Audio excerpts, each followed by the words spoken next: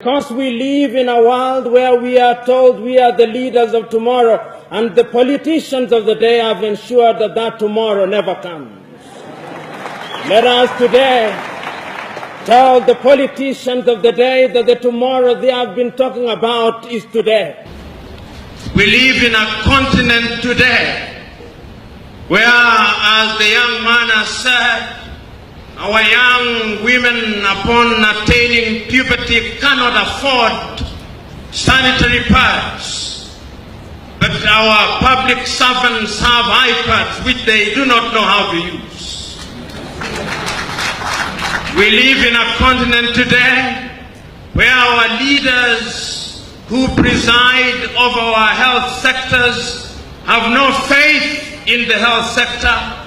When they are sick and their families are sick, they run away to seek treatment in Germany, in France, in the United Kingdom, in South Africa and India. Even our health ministers don't have faith in our health departments. We live in a country and countries today where the political leadership have no faith in the education sector. They bring unto us what they call free primary education or universal primary education, but they can never dare take their children to those schools. We live in countries where we claim that agriculture is the backbone of our societies, but we do not use technology to produce crops. Africans are dying younger than they were dying 50 years ago.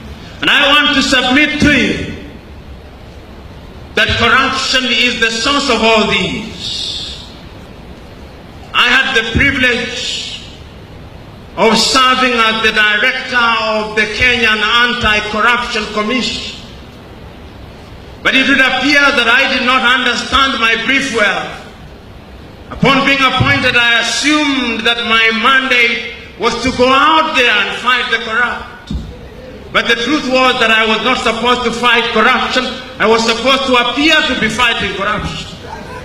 Immediately, me and my team tried to fight corruption. The parliamentarians, in their wisdom and in my own view, in their lack of wisdom, used the occasion of the amendment of the law to disband the organization and to send myself and my 4 directors out of office.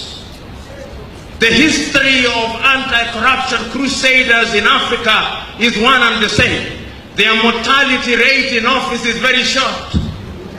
Before I was victimized, before my victimization, Nuhu Ribadu before me had been victimized in Nigeria.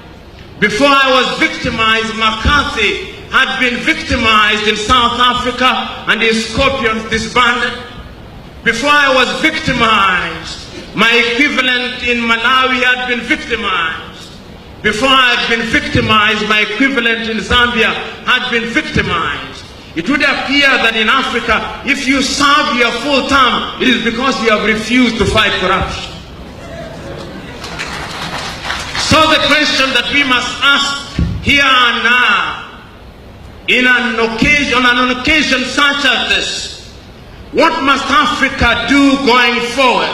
The question is, are we going to gain Africa by mere pronouncements? Or we must change ourselves? We must change our behavioral DNA so that we are no longer attracted to that which is good, bad, and evil. The question is, are we ready? The question is, do we say with our mouth what we do not believe in our hearts? The question is, are we going to wait for outsiders to tell us to do that which we ought to have done?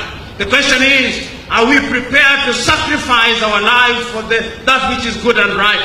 The question is, beyond the comfort of Africana, are we going to roll up our sleeves and meet the poor and the desperate and the oppressed in Karamoja? The question is, are we ready? If you look at Africa today, how is it that our minerals are taken away from us? From the Democratic Republic of Congo, our oil is taken away from us, our agricultural products are taken away from us, and they are given to those who have. If you look at us today, sitting in this assembly, if there was a miracle to say anything that is not produced in Africa disappear, all of us would be naked. Because the clothes that you wear, none of them are made in Uganda. Because the ties that you wear, none of them is made in Uganda. Even the underwear that you wear, none of it is made in Uganda. The question is, are we children of a lesser God? No, we are not. But we have allowed ourselves to be corrupted in our morals and in our ways. Our leaders steal from us, and they keep money in Europe and America. They can't keep it in Africa. The question is, for how long shall we allow this to happen?